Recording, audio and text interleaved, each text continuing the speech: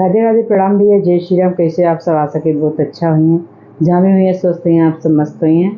आप सबके मेरे सागर अवधि लोकगीत चैनल में स्वागत बा। आज आप सबके बीच में बहुत ही अच्छा एक पचरा गीत लेके आई, आशा कि बहुत अच्छा लगे। आप सब लाइक शेयर कमेंट सब्सक्राइब जरूर करिए भैया, और हमारी वीडियो का ढेर सारा प्यार दुलार दें। चलें सुने, बहुत ही अच्छा पचरा गीत बा।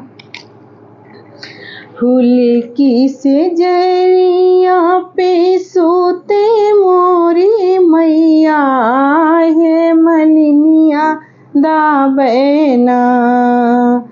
फूल की सेजरिया पे सोते मोरी मैया, हे मलिनिया दाबैना। माई के कोमल चरनिया, हे मलिनिया दाबैना। मैया के कोमल चरनिया, हे मलिनिया दाबैना। काहे गुण मोरी मैया भावे नारियलवा, हे कवन गुणवाना। काहे गुण मोरी मैया भावे नारियलवा, हे कवन गुणवाना। भावे लाला की चुनरिया, हे कवन गुणवाना। भावे लाला की चुनरिया, हे कवन गुणवाना। कौन गुण मोरी मैया भावे अढ़उलवा, हे कवन गुणवाना। कौन गुण मोरी मैया भावे अढ़उलवा, हे कवन गुणवाना। हे कवन गुणवाना।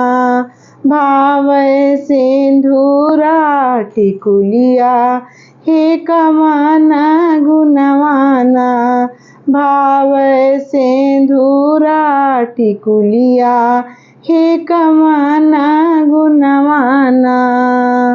कौन गुण मोरी मैया धरिया दहेड़िया, हे कवन गुणवाना। कौन गुणवा भावे मैया धरिया दहेड़िया, हे कवन गुणवाना। भावे हलुआ सोहरिया, हे कवन गुणवाना। भावे हलुआ सोहरिया, हे कवन गुणवाना। कौन गुणवा मोरी मैया भावे हलुआ, हे कवन गुणवाना। भावे मैया का सोहरिया, हे कवन गुणवाना। जटा गुण नरियल भावे गोटा गुण चुनरिया, हो कि लाले गुणाना।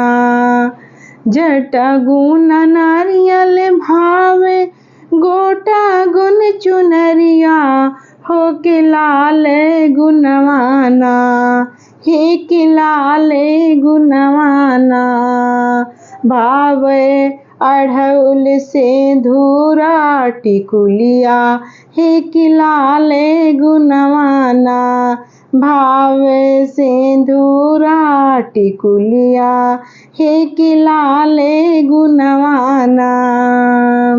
फूल की सेजरिया पे सोते मोरी मैया, हे मलिनिया दाबैना। हे मलिनिया दाबैना। मैया जी के कोमल चरनिया, हे मलिनिया दाबैना।